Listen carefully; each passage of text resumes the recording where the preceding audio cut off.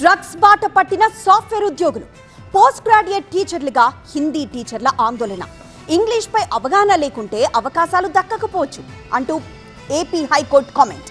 ఇక శ్రీతేజ్ కుటుంబానికి అల్లు ఫ్యామిలీ పరామర్శ. వీటికి సంబంధించిన డీటెయిల్స్ అన్ని 30 సెకండ్స్ ఫుల్ న్యూస్ లో చూద్దాం.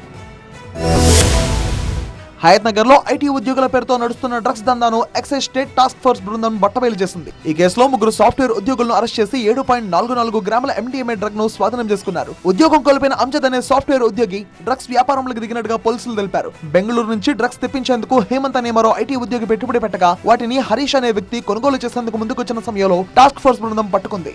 బెంగళూరులో తక్కువ ధరకు కొనుగోలు చేసిన ఎండిఎంఏ ను హైదరాబాద్ లో అధిక ధరలకు విక్రయిస్తూ లాభాలు పొందుతున్నట్టుగా విచారణలో తేలింది. ఈ ఆపరేషన్ లో STF, B team, CI Bhiksha Reddy, SI Balaraju సిబ్బంది పాల్గొన్నారు.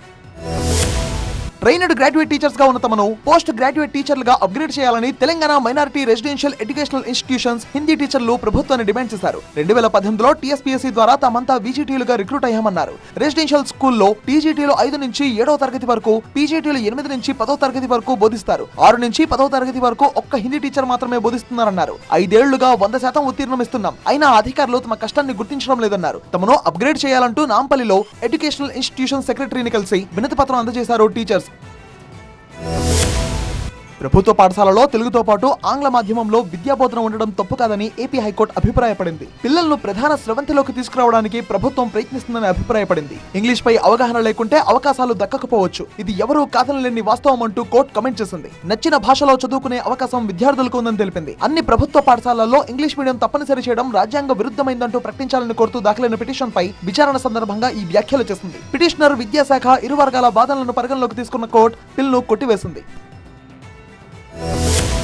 పుష్ప 2 విడుదల సందర్భంగా హైదరాబాద్ లో జరిగిన తొక్కిసలాట్ లో గాయపడిన శ్రీతేజ్, అతడి కుటుంబాన్ని నిర్మాత అల్లు అరవింద్, అల్లు అర్జున్ భార్య స్నేహ పరామర్శించారు. శ్రీతేజ్ నివాసానికి వెళ్లి అతడి ఆరోగ్య పరిస్థితిని అడిగి తెలుసుకున్నారు. అండగా ఉంటామని భరోసా ఇచ్చారు. శ్రీతేజ్ సోదరుతో మాట్లాడిన అల్లు అరవింద్ ఆమెను చదివిస్తామని హామీ ఇచ్చారు. పిల్లల భవిష్యత్ విషయంలో ఆందోళన చెందవద్దన్నారు. అల్లు అర్జున్ హీరోగా నటించిన పుష్ప 2 సినిమా 2024 డిసెంబర్ లో ప్రీమియర్ షో సందర్భంగా జరిగిన తొక్కిసలాటలో శ్రీతేజ్ తల్లి రేవతి ప్రాణాలు కోల్పోయారు. శ్రీతేజ్ కు తీవ్ర గాయాలు కాగా నెలల తరబడి ఆసుపత్రిలో వైద్యం కొనసాగింది. ప్రస్తుతం ఇంట్లో ఉంటూ కోలుకుంటున్నాడు శ్రీతేజ్. అతను కోలుకుంటున్న తీరును ఎప్పటికప్పుడు పర్యవేక్షిస్తున్నారు.